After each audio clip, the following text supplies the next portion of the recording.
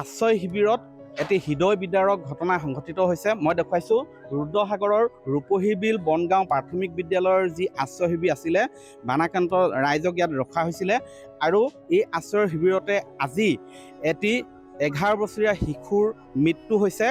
এই ঘটনাই স্বাভাৱিকতে সকলোকে আচলতে অতি হতচকিত কৰি তুলিছে।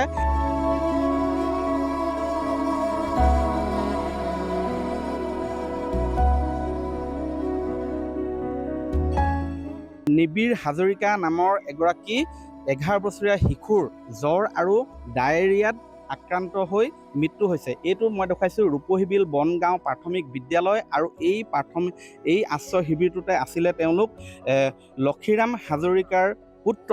ল'ৰাটো মানে আপোনাৰ যোৱা 14 তাৰিখে অলপ জ্বৰ হৈছিলে। জ্বৰ হোৱাৰ পাছত মাক দেউতাকে মানে আপোনাৰ জয়সাগৰ চিকিৎসালয়লৈ নিলে, তাতে অলপ দৰৱ পাতি দিলে, দি পিনে খাই ভাল হ'ল। কিন্তু আপোনাৰ 16 তাৰিখৰ পৰা মানে তাৰ আপোনাৰ ৰাতিপুৱাৰ পৰা জ্বৰ আৰু ডায়েৰিয়া হ'ল। মানে ডায়েৰিয়া হৈ প্ৰায় ৰাতি আমি 8 মান বজাত মানে ল'ৰাটোক আৰু এগৰাকী আছিলে শিশু মানে জ্বৰ হোৱা, দুয়োগৰাকীলৈকে লৈ পিনে আমি জয়সাগৰ অসামৰিক চিকিৎসালয়লৈ গ'লোঁ। তাতে আপোনাৰ জয়সাগৰ চিকিৎসালয়ত মানে তাত বেজী চেলাইন দিব বিচাৰিছে, কিন্তু ল'ৰাটো মানে বেজী চেলাইন পোষ্ট কৰিব পৰা নাইকিয়া। তাতে তেওঁলোকে ক'লে যে আপোনালোকে পৰাপক্ষত ডিব্ৰুগড়লৈ লৈ যাওক, যদি ডিব্ৰুগড়লৈ সোনকালে লৈ নাযায় তেতিয়াহ'লে ল'ৰাটো হয়তো আমি নাথাকিব, মানে তেনেকৈ বুলি ক'লে।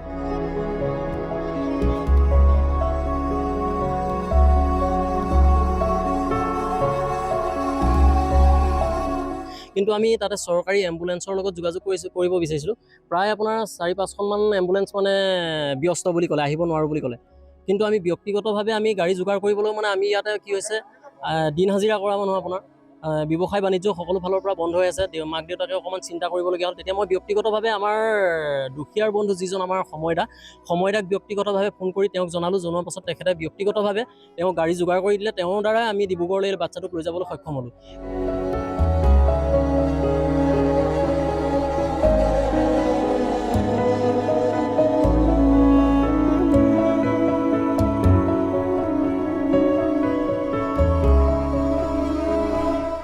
তাৰিখে পানী ঘৰত সোমালে। মই আমি 20 তাৰিখৰ পৰা ইয়াতে আশ্ৰয় শিবিৰ হিচাপে মানে আমাৰ ৰূপহী বিল প্ৰাথমিক বিদ্যালয়তে আছোঁ। আমাৰ এতিয়া 6-7 ঘৰমান মানুহ মানে ইভাগে 16 ঘৰমান মানুহ আছোঁ। থকাত অলপ দিন যোৱাৰ পিছত তাৰ 14 তাৰিখে আগষ্টৰ 14 তাৰিখৰ দিনা জ্বৰ হ'ল। জ্বৰ হোৱাত আমি ইমাৰ্জেঞ্চি জয়সাগৰ দেখালোঁ। দেখুৱাত তেওঁলোকে মেডিচিন দিলে, ভাল পালে। খোৱাত আহি 16 তাৰিখৰ দিনা আকৌ জ্বৰ হ'ল। আজি ৰাতিপুৱা মাকে বোলে তাক বোলে মেডিচিন এটা খুৱাই দিওঁ, বোলে দৰৱ এটা খুৱাই দিওঁ। এই ভাগিনীজনী আছে, ভাগিনীক ক'লে বোলে তাক বোলে দাঙি লৈ আনিছোন বোলে। ভায়েকৰ সৈতে দুইটা এনেকৈ গাভৰু হৈ থাকোঁতে যে অকণমান আগতকৈ চাগে সুস্থ হৈছে, অকণমান শুৱক জোগাই দিয়া নাই আৰু। তাৰপৰা তাই দাঙি আনিছে, তেতিয়া দেখিলে বাচ্ছাটো নাই।